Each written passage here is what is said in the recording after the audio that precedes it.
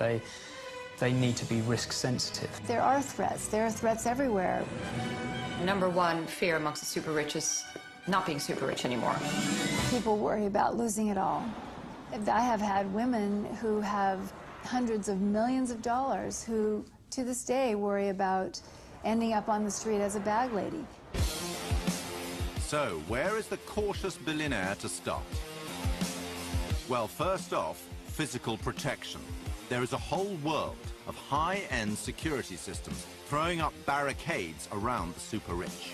Bulletproof cars, bulletproof windows in their homes. They'll have bodyguards. They'll have panic rooms in multiple residences. And all of this is because they are aware that as billionaires, they are big targets for organised crime. They cannot just walk down Kensington High Street or through Knightsbridge, because they could be walking along with £500,000 plus.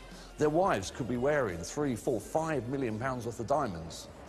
So rather than take the risk, they now employ companies such as ours to make sure that they get places in perfect safety.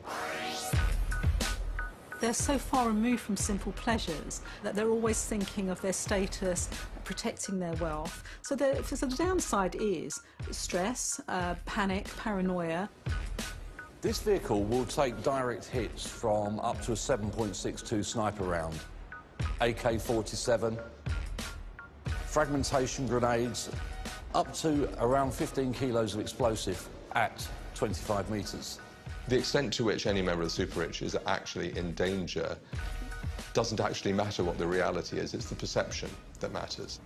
I've worked for several people for whom the people around them have felt it necessary to meet me with armed guards and stand behind me, men with Kalashnikovs, while I wait for the client. And I've sat there and thought, you know, I'm a wedding planner. Your client is... there is no danger to this person whatsoever. You really don't have to stand and guard me like that. One of the first things we do on any operation is to check a vehicle for explosives. It's partly a status symbol. It's partly you can't possibly approach me. Normally they'll be placed on the underside of the vehicle. And it's partly because they genuinely think they are in perpetual danger. And because the super rich know that the threats to them are sometimes real, the humble car safety kit contains a bit more than plasters and a tube of Savlon. Standard body scanner. We also have packs within here that will stem blood flow due to gunshots. Money creates all sorts of paranoia, backstabbing, envy. In here we have arsenic detection kit. I think the very, very wealthy are the ones we never see. I mean, we've seen the Kardashians on TV, we've seen the Abramoviches, but there are a lot of gated communities with bodyguards on the doors. We don't know what goes on behind those doors.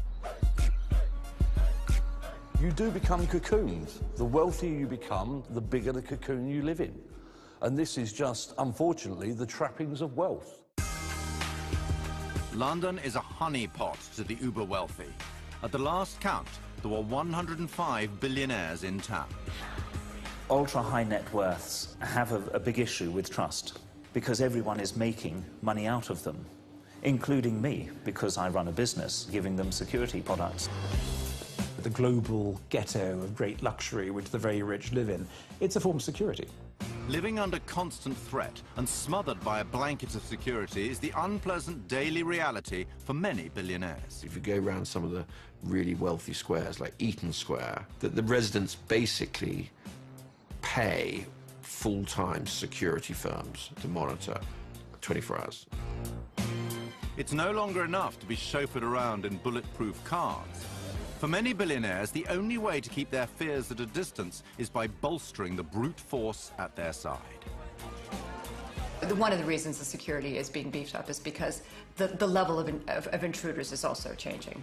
And there was a story in my neighborhood of an offender having been caught in the garden, and it turns out that he wasn't a burglar, he was a hitman. A hitman in your hydrangeas would be something of a thorn in anyone's side, no matter the wealth. But for the billionaire, it's stark warning that he needs to get protected immediately. And right now, he needs to dig deep. Well, if you're looking at a 10-man team, perhaps charging out £1,000 a day per person, and then technical equipment on top of that, an ultra-high net worth could be spending hundreds and hundreds of thousands of pounds. But it's not all about in-your-face muscle. Often, protective firepower can come in less obvious forms. I noticed the trend, certainly when I was working on the close protection side, that women working in this role were in higher demand. There is a trend now for a more discreet approach to security. Teams were wanting to employ women in order to help with, particularly with wives and children, and scenarios where they needed a more of a blendable approach. And that more discreet close protection could see bodyguards blending in with roles as personal assistants and nannies. The nannies, the bodyguards are all part of a seamless team that will work in an appropriate way, in a blendable way for the family even, and that's where the use of women has risen. To ensure that they're getting the best from their protection, billionaires are not averse to employing extra layers of secret agents to keep watch over the security team. You find yourself hiring people who become an entourage, and issues of trust can become awkward because people on your payroll, how do you know how much you can trust them? You want to make sure that they're doing the right job. So it's not uncommon to bring in the surveillance team to watch the close protection team. Yeah, we'd quite happily go in there and take a whole load of footage, to out them as having not done their job properly, sleeping in cars, when they're meant to be awake all night outside of property. Security staff watching security staff. Ultimately, there's often a small army surrounding the hyper-wealthy, and things can get a little bit too cozy for all present. There are real dangers if you have a lot of money, and these people aren't just here for show. There's often many, many security guards. We worked on a property last year that had 42 security guards just to look after 4 people. It is a challenge, and it's a bit of a circus. Coming up, billionaires install panic rooms to keep their loved ones safe at home. Kidnap is a big concern for billionaires. You have to live in this isolated, sterile world. These are people living in their own micro-communities. They worry that we hate them, and a lot of people do. They live in gilded palaces and panoramic penthouses. But their palaces are fortified and their penthouses are high security. For the hyper-wealthy, the everyday threat of abduction is real and made more real by historical events. Billionaires will look at security, primarily at the safety of their family. Kidnap is a big concern for billionaires. They worry a lot about, how safe is my family, as well as once your name is out there, what will be the impact knowing how wealthy they are. That responsibility becomes burdensome. One of the most well-known and complex cases of kidnapping was of the heiress Patty Hearst. Kidnapped in 1973, $6 million, equivalent to over $33 million today, was paid for her return. Better if I were home right now, and I'd like to get this over with so I can go home. There was a family I worked with that had bodyguards. It was because there had been death threats. The ultra-high net worth who's been kidnapped could very well be hurt or harmed in some way. We've seen it already in the UK, hostile attacks on individuals, which has involved threats towards members of the family, if not taking hold of the family with a view to asking someone to get the safes open within the property. I've had 2 families where there have been kidnappings, and that stayed with them forever. There was one billionaire who was kidnapped in the Sudan. And it was very important for him and his family that he had K&R insurance, which is kidnap and ransom insurance. So they held him for 6 months, and eventually the transaction was actually made. So these terrorists were paid off. He was released. And in typical fashion for a billionaire, he was released on the Friday and returned behind his desk at work on the Monday to continue his job. There was one occasion where the ransom amount that had been demanded was $10 million. And the client made the mistake and the error in the stress of the situation of stating £10 million, to which the kidnapper retorted, £10 million will do fine by us, which inevitably, that foreign exchange was probably about $15 million. A simple and costly mistake, but a sum dwarfed by other ransom amounts known to have been paid to kidnappers, allegedly, of course. It's rumoured that the Kwok family from Hong Kong paid £67 million for their son Walter's safe return. And in 1996, a reputed £121 million was paid to secure the release of businessman Victor Lee. The threat of high-level attacks on the super-rich is feeding the demand for more extreme protective measures. Because they can, billionaires are now spending hundreds of thousands of pounds on panic rooms, bunkers, and safe core suites, accessed through secret passageways. The object of a safe room is to get the client to create a barrier and a time delay between them and an attack. This is one of our sort of straightforward basic panic rooms we've got here. This is a six-sided unit, so basically we have protection from all sides. When this thing's bolted as a cube, it's very substantial.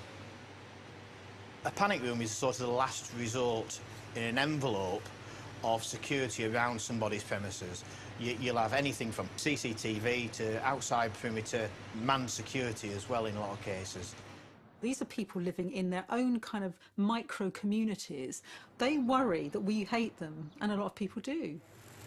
We've seen a growing demand in the last 6 to 12 months. I think people are trusting some of these secure rooms now for some assets as well. I think they've got somewhere to put valuables they don't want to leave out. But being billionaires, there are so many valuables to choose from, and careful prioritization is essential.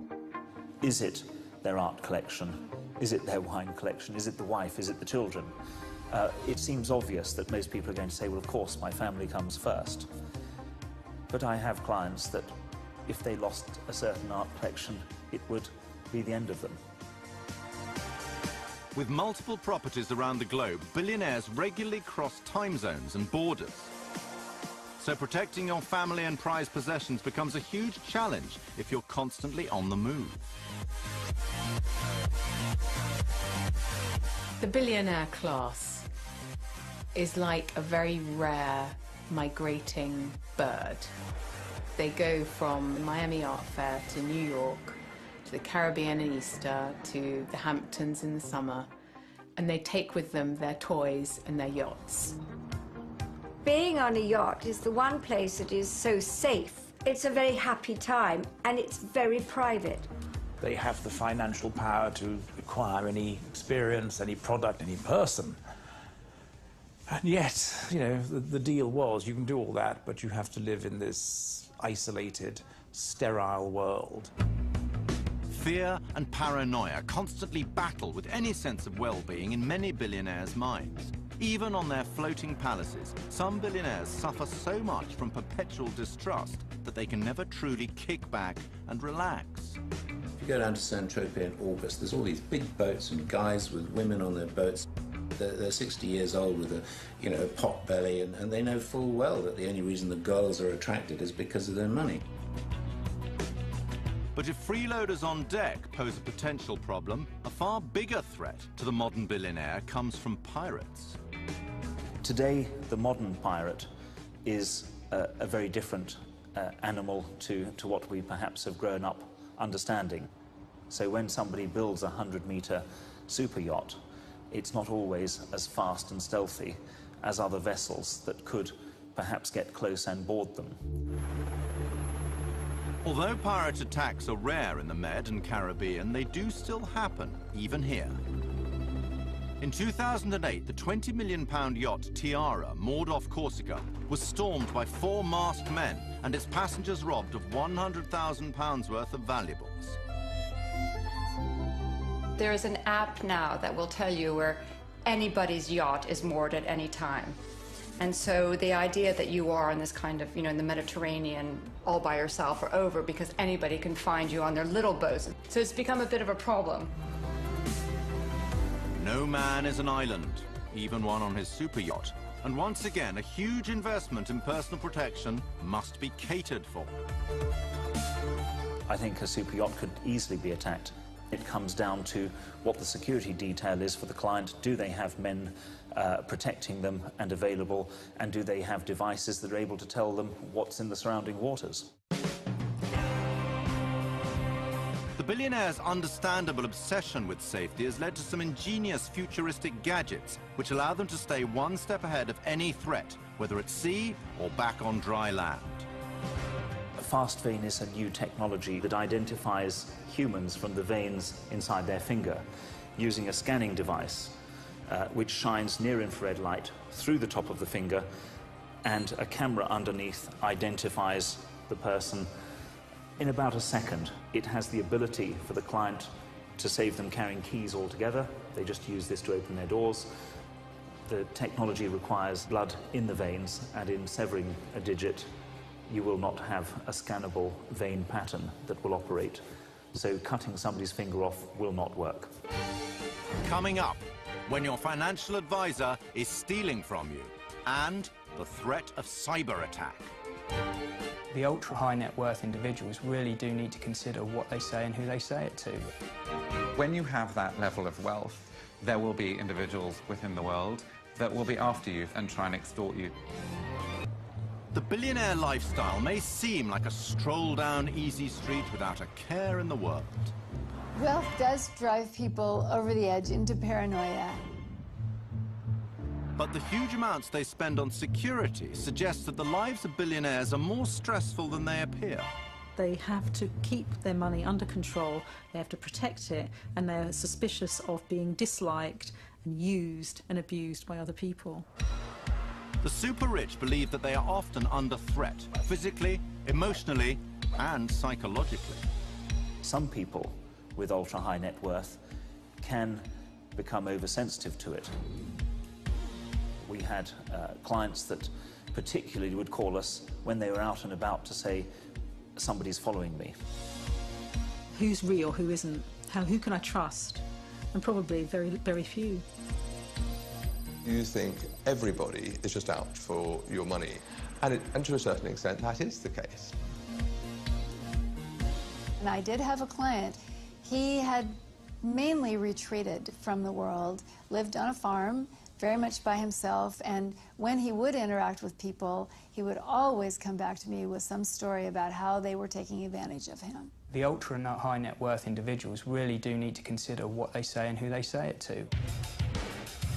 One of the places that billionaires need to exercise extreme caution is in the murky world of finance. Billionaires will look to preserve wealth in any way they can by spending more money on better advice. So they want advisors who can see when the market's about to change and that they should exit one strategy in order to enter another. Sometimes ultra-high net worth people are afraid of some of the professional advisors that they encounter. When you have that level of wealth, there will be individuals within the world that will be after you for one reason or another. One of the most infamous predators on the super rich was trusted professional advisor Bernie Madoff. Members of this exclusive synagogue are reported to have lost as much as $2 billion in the Madoff scheme, with some even acting as recruiters. I've lost everything. What am I going to do? I lost everything. Bernie Madoff was a investor, had a fund. He, went after people who liked money, who sort of thought that they were traveling in the same circles. They, the idea that if you knew somebody who could get you into Madoff was a really good thing, and that was a badge you could wear. As I'm one of those who managed to do that. My clients lost several $100 million with Bernie Madoff. He targeted those people and played on their need to belong to something and their need to give money and make more money. And a lot of them went down. In New York's big money circles, no one wants to admit they got scammed. Madoff's Ponzi scheme lost an astonishing $65 billion. But he's not the only scammer to have fallen from grace and favor. This morning, sir. American Alan Stanford also brought about financial ruin for his trusting clientele. With so many threats to their financial welfare out there, it's no surprise that some billionaires choose a low-profile existence. There's two types of billionaire. Billionaires that are showy and are out there and that are listed in rich lists globally. And then there's the more discreet billionaire whose key driver will be the security of their family. They don't want people to know that they're worth billions. However, there are times when even keeping your head down isn't enough to protect you. Blackmail is a genuine risk to the ultra-high net worth community. I had a client who was approached and blackmailed by a friend that he'd known for a significant amount of years. They would go out, have dinner, and he would confide in him and tell him all about his latest business deals. He approached him and said that he wanted several £million, or he would release the confidential information to the opposing party about what he had said. And I think that had a huge impact on him. The greed was what changed his friend, and he took advantage of it. I don't think money can be the root of all evil. I think that evilness will oftentimes, and badness will oftentimes get played out around money. You know, money has so many meanings to people. It's love, it's control, it's, you know, do you care about me enough? Do I have enough power? Am I the decision maker? There's so many things that get played out around money. Money is not just money, right? And so when you say it's the root of all evil, it's because all that other stuff gets wrapped into it. And so when anything happens, it's because of that money. And that money only fuels the billionaire's paranoia. In fact, the circle of trust for many billionaires is limited to only the very closest friends and family. My experience is that ultra-high net worth individuals trust a person or a couple of people who have known them for their whole lives, who knew them before they were who they've become in terms of money and all the rest of the assets that go with it, because they can really be themselves with that person. That works, but if that person should ever betray that in any way, shape, or form, that is a betrayal that is really near to impossible to get over. And the result? They sue each other up the kazoo. Anyone new entering the billionaire's world must therefore be kept a very close eye on. Anybody can be put under surveillance. They may put a spouse under surveillance. They may put the children under surveillance. Could be looking at the son or daughter's friends, or even people that are coming in to try and rip them off. By putting just one person under surveillance for a period of 3 days, you're going to find a lot out about them. What time they leave for work, where they go for lunch, whether they pay for things in cash. The possibilities of what you can find out are endless. When you're very wealthy, you have to choose your friends very carefully. Who's after who? Who's a real friend? Are people just after your money? Do they see the genuine person behind the wealth? And the obsessive need to keep an eye on everyone never stops. Some billionaires monitor the other side of the world from their luxurious holidays. Nemba Island, which is a private atoll off Zanzibar, our Wi-Fi system kept crashing. So we were trying to investigate what was happening because someone was using up all the bandwidth. We traced it to a single bander. While the guest was out, we went into a gentle investigation to see what was happening in there. Well, we found, something like Mission Impossible. They'd put together a technical stack because he had a house being built back in England, and he didn't trust the builders while he's away. And he was using full downstream, streaming to manage the building project while he was on holiday. And with access to the best technology that money can buy, every keystroke reveals hidden truths. Obviously, if there's a precious daughter, the father's going to want to know everything he can about her new boyfriend. Of course, they're going to want to see some information on him. A lot of our investigations will be done through what we can find on the internet, through social media.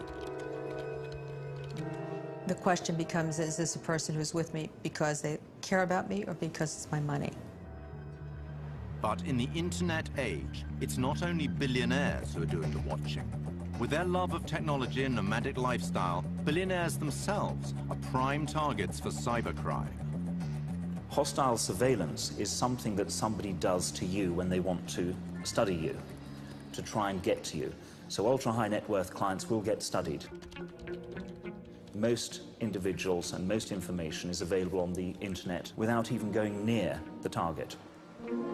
It's not enough to have a a guard, but you have to have people who are, you know, IT specialists that sit in your basement because no one can read these things or understand them. And then they need assistance because once in a while they have to go to the bathroom as well. Cybercrime is rife. These cyber criminals coming out of Russia or China, they're treating it like a business. And I think that the high net worth community, they're low-hanging fruit, if you like. In the UK alone, financial fraud through cybercrime is estimated at £27 billion a year. There's lots of attacks that can come through the internet now. One particular that's current at the moment is called ghosting. A cybercriminal will get access to the high net worth individual's computer system, and they will monitor the email exchange between themselves and maybe their financial advisor until they can emulate either side.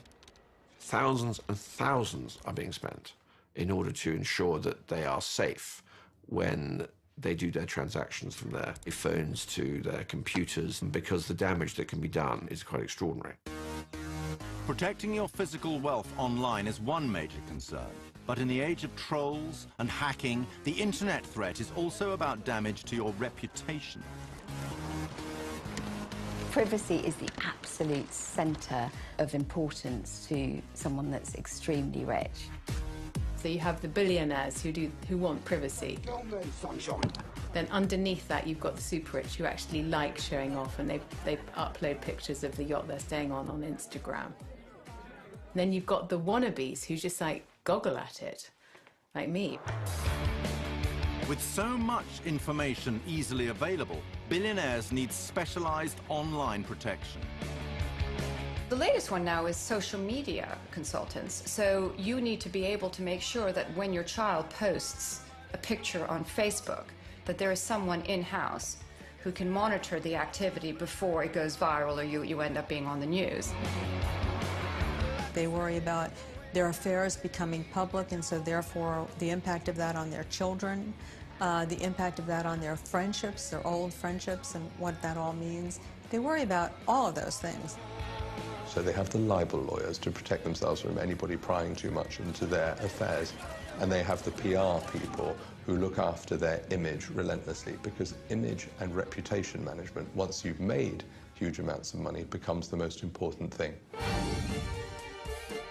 Coming up, be careful what you wish for, as super wealth can seriously damage your sense of well-being. Wealth does drive people over the edge into paranoia. The biggest concern amongst the super rich is loneliness. They're lonely in every way. They're so bored, there's nothing else to look forward to.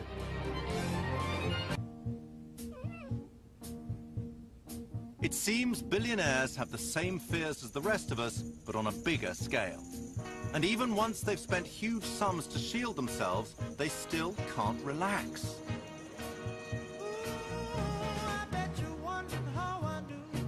Here's where they get isolated. They have so many people who service them, who go to the food stores, who dig their gardens, who do all of those things, that they get out of touch with what it takes to do any of those things. It took me by surprise.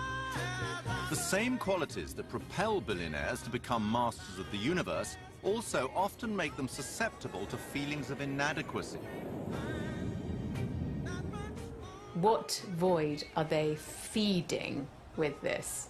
What sense of worthlessness are they feeding by the accumulation of valuables? And because these super-rich birds of a feather flock together, there's no one telling them the kind of home truths that friends usually pass on. The super rich tend to hang out with the super rich, because while you and I might be talking about, where we're going to go for lunch, they're talking about the difference between the new Gulfstream and the Learjet. So it's quite hard to have so-called normal relationships when you become extraordinarily wealthy, because you assume, and probably not wrongly, that people are after only one thing. The lack of normal relationships is why things unravel. The biggest concern amongst the super rich is loneliness, because they're lonely in every way. People can get very afraid and really retreat. They're afraid, ultimately, of being isolated. They live in a rarefied world. They don't know who to trust. And so they have this little tight cocoon around them. So if you have a tight cocoon around you and you increase the pressure, where is that going to go? There is one group of professionals that billionaires turn to when they need release. They're therapists. There's a whole new world of therapy and counseling for the super rich. A lot of these people are running massive businesses. They're CEOs of this and that. It's a stressful situation. You've got all kinds of issues. For a billionaire, their therapist is often the most trusted person on the payroll. So I work with multi-generational families who have billions, and I also work with newly created billionaires. One has come in contact with people who are high net worth individuals, and often their ex-wives or their children. And what strikes me is that the biggest curses I've ever come across are either huge fame or huge power or huge wealth. I would say a lot of my clients have retreated from life. And they're all clients who have a tremendous amount of financial wealth. And when billionaires withdraw from life, it's not uncommon for them to be suffering from an addiction. 80% of the billionaire families that I've worked with had families who had addiction problems. I have two families I know where I've seen the kids go into recovery, and in the process of going into recovery, the parents have to, all of a sudden come to terms with their own alcohol difficulties. There's a lot of evidence already that the children of the super rich are seeing unprecedented amounts of anxiety. When anxiety meets temptation and limitless wealth, the next stop is usually rehab. You're the rehab kid, and that seems to be almost okay because it wasn't your fault. You have a terrible addiction, and poor you, and therefore the fact that you didn't finish school is okay. Part of recovering from an addiction, an addictive process, is enhancing your own self-esteem. Now, if you've never had any self-esteem in the first place because you've grown up in an environment that hasn't allowed you to develop that, then it makes it twice as difficult. The root of the problem often lies in the billionaire kid's upbringing. Huge wealth from birth can be the great extinguisher of any fire in the belly to succeed. Well, many of the children, it's not just what they're doing, it's also what they're seeing. They never saw their parents having to struggle to make it. They just see their parents literally drowning in money. Quite often, the children of these high net worth individuals will have all these valuable trinkets and things, but because they haven't actually put any effort into getting them in the first place, they don't necessarily feel good about themselves.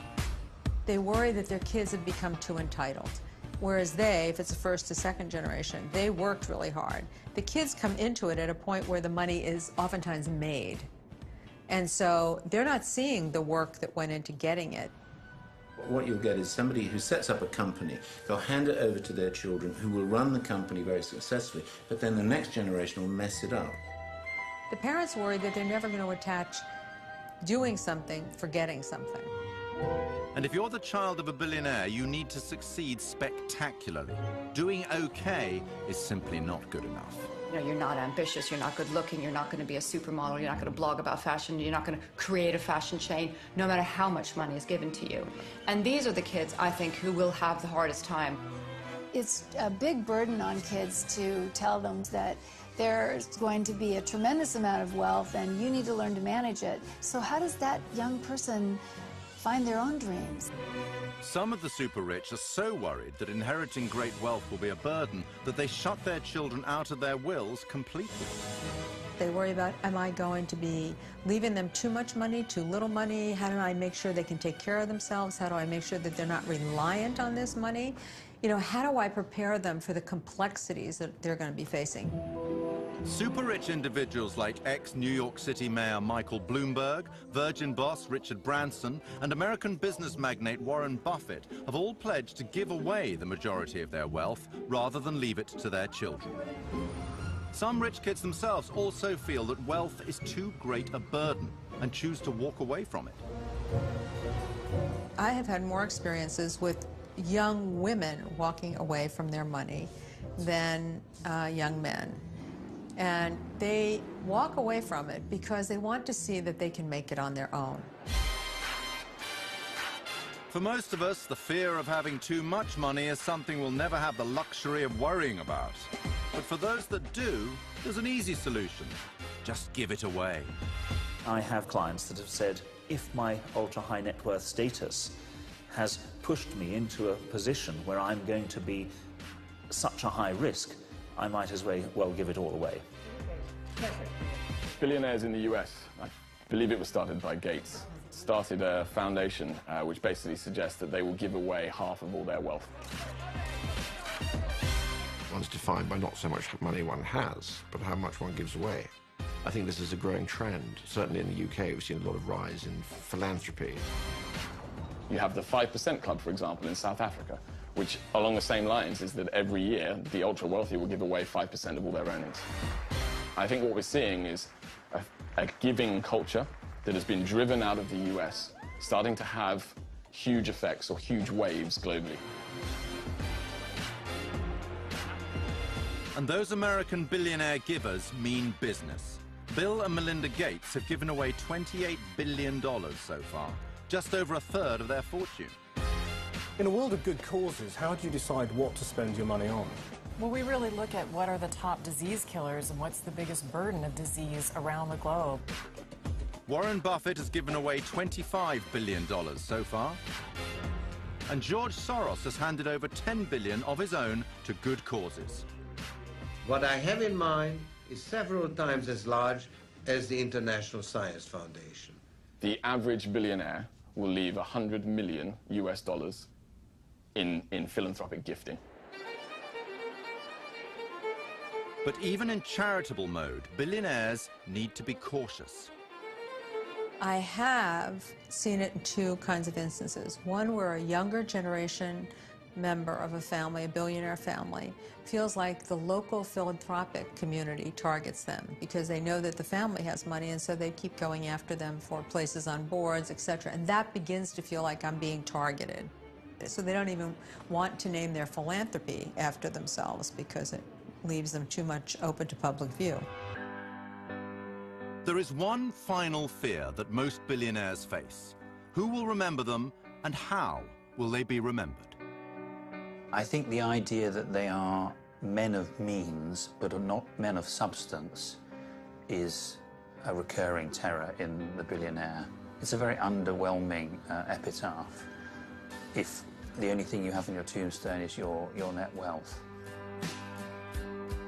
They've actually bought everything. I mean, there's only so big a super yacht that you can have. There's only so many Ferraris or Maseratis or Rolls Royces or houses or palaces or ski chalets that you can have. So you reach saturation point. And for some, not all, what then kicks in is a desire for reputation and legacy. We view the super rich from afar and perhaps wish we had their lifestyle. But the ultimate luxury of feeling safe and unafraid is something even vast wealth cannot buy. It might seem like, oh, you know, I want to be rich, I want to be famous, that's going to solve all my problems. And I think just a small percentage of the world's population that could handle it. And to the rest, it probably is more of a curse. I think from my perspective, if you're a well-grounded person, it is an easy thing to be. Billionaires have the money to make choices, and I think that's what the rest of us aspire to achieve. I would never want to be a billionaire. I think it adds so much complexity to your life. I have clients sometimes who just say, you know I shouldn't feel this way, but this is a burden.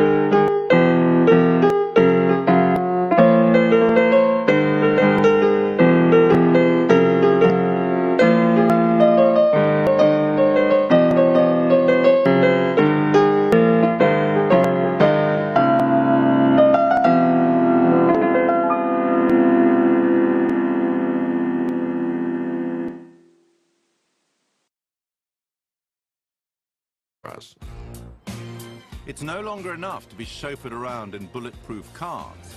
For many billionaires, the only way to keep their fears at a distance is by bolstering the brute force at their side. One of the reasons the security is being beefed up is because the level of intruders is also changing. And there was a story in my neighborhood of an offender having been caught in the garden, and it turns out that he wasn't a burglar, he was a hitman. A hitman in your hydrangeas would be something of a thorn in anyone's side, no matter the wealth. But for the billionaire, it's stark warning that he needs to get protected immediately. And right now, he needs to dig deep. Well, if you're looking at a 10-man team, perhaps charging out £1,000 a day per person, and then technical equipment on top of that, an ultra-high net worth could be spending hundreds and hundreds of thousands of pounds. But it's not all about in-your-face muscle. Often, protective firepower can come in less obvious forms. I noticed the trend, certainly when I was working on the close protection side, that women working in this role were in higher demand. There is a trend now for a more discreet approach to security. Teams were wanting to employ women in order to help with, particularly with wives and children.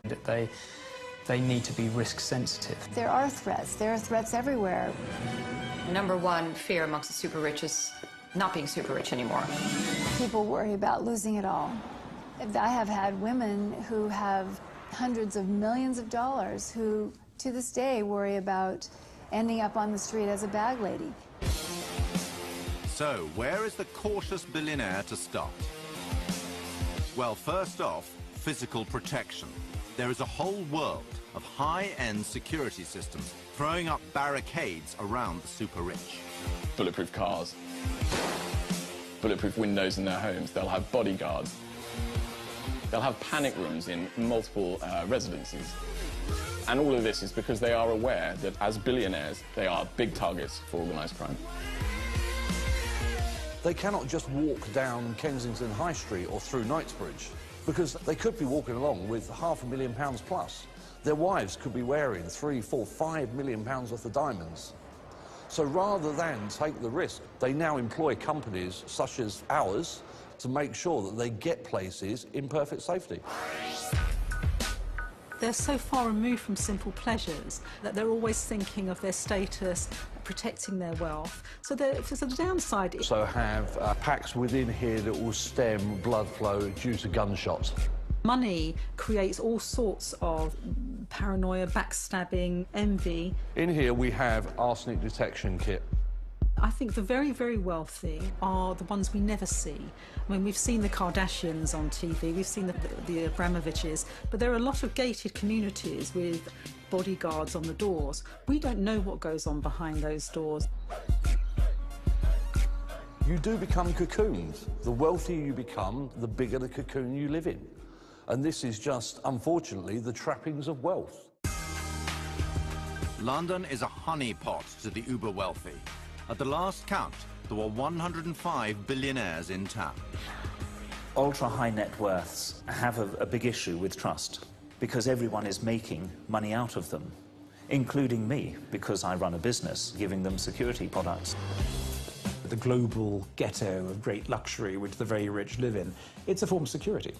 Living under constant threat and smothered by a blanket of security is the unpleasant daily reality for many billionaires. If you go around some of the really wealthy squares, like Eaton Square, that the residents basically pay full-time security firms to monitor 24 hours. Is stress, panic, paranoia.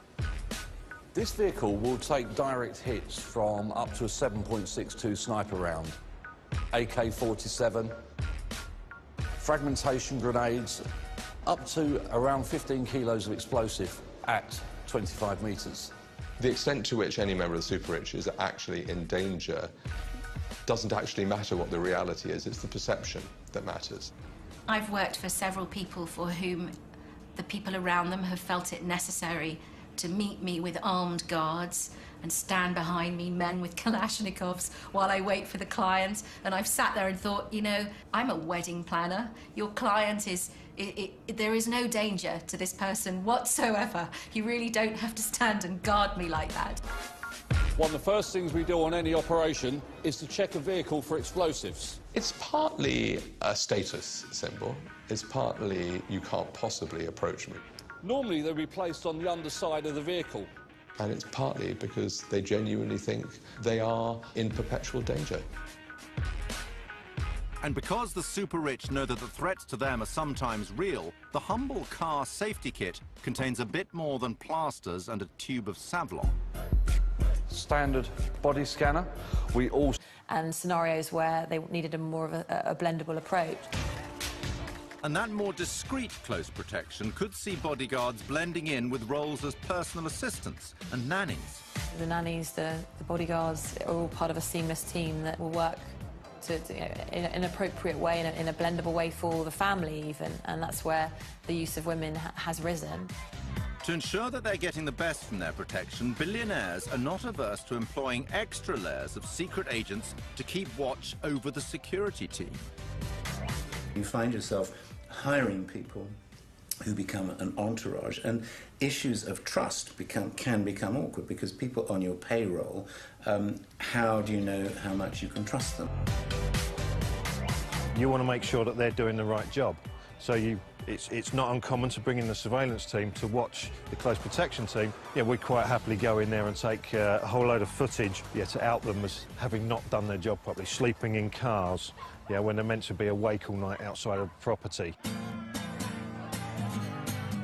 Security staff watching security staff. Ultimately, there's often a small army surrounding the hyper-wealthy, and things can get a little bit too cozy for all present.